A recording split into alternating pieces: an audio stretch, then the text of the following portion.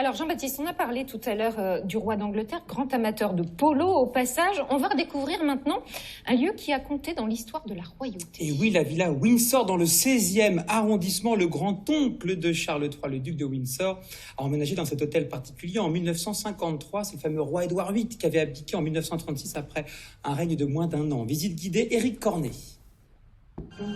1972, une villa discrète, nichée au cœur du bois de Boulogne, reçoit une visiteuse de prestige. La reine Elisabeth a tenu à se rendre au chevet de son oncle mourant. Le prince Charles, 23 ans, est là lui aussi.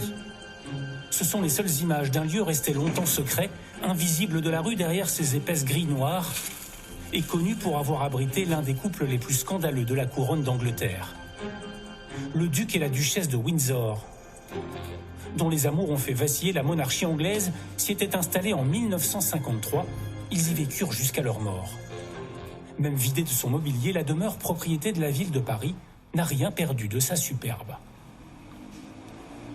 Les décors intérieurs sont quand même très riches et nous permettent de voir un peu la décoration de l'époque, et notamment cette fresque qui évoque un peu des ambiances méditerranéennes, sachant que le duc et la duchesse aimaient beaucoup l'Italie, la Côte d'Azur, ils s'y rendaient régulièrement. Dans le grand salon, le tout Paris se retrouvait pour des fêtes fastueuses, dont le souvenir perdure grâce à un petit détail. Ce sont des loges qui étaient destinées à accueillir des musiciens qui se glissaient par une petite trappe en dessous et qui restaient toute la soirée pour animer les dîners. Je vous montre rapidement. Hop, la petite trappe en question. Vous voyez, c'est assez surprenant. Mais le plus édifiant reste le sous-sol et une pièce improbable, protégée par une épaisse porte blindée. Alors voilà, la fameuse salle des coffres dans laquelle on trouvait donc les bijoux et objets de valeur du couple. Évidemment, tout est vide aujourd'hui, mais quand on voit la taille de cette pièce, on imagine assez facilement ce que pouvait représenter l'ensemble de ces bijoux et ces objets. Le but de la duchesse de Windsor était vraiment de reproduire dans leur mode de vie le faste et le luxe qui était celui du duc lorsqu'il était encore roi d'Angleterre. Édouard VIII, l'un des rois d'Angleterre les plus éphémères de l'histoire.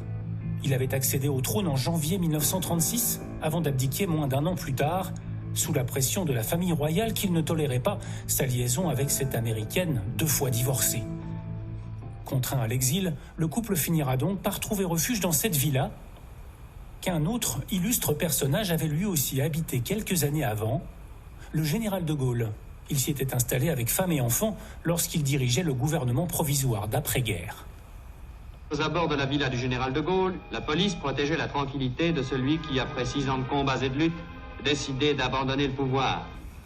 Riche de ce prestigieux passé, la villa fera bientôt l'objet de travaux pour une ouverture au public prévue en 2024. Cette pièce-là, on en fait la pièce multimédia. Nous allons la remeubler, non pas dans un musée Windsor, mais dans l'esprit d'une maison avec tout l'art de vivre à la française. Avouez quand même que c'est assez singulier d'avoir une maison qui a connu des occupants aussi célèbres. C'est la raison pour laquelle elle suscite tant d'intérêt et parfois de fantasmes. À la mort de la duchesse en 1986, l'homme d'affaires égyptien Mohamed Al-Fayed investit à son tour la villa, lui redonne son lustre d'antan. Son fils Dodi l'aurait visité en compagnie de Lady Diana, la veille de leur mort. Le couple y envisageait, dit-on, de s'y installer. Un rendez-vous manqué qui alimente un peu plus encore la légende de la villa Windsor. Belle découverte, merci Jean-Baptiste.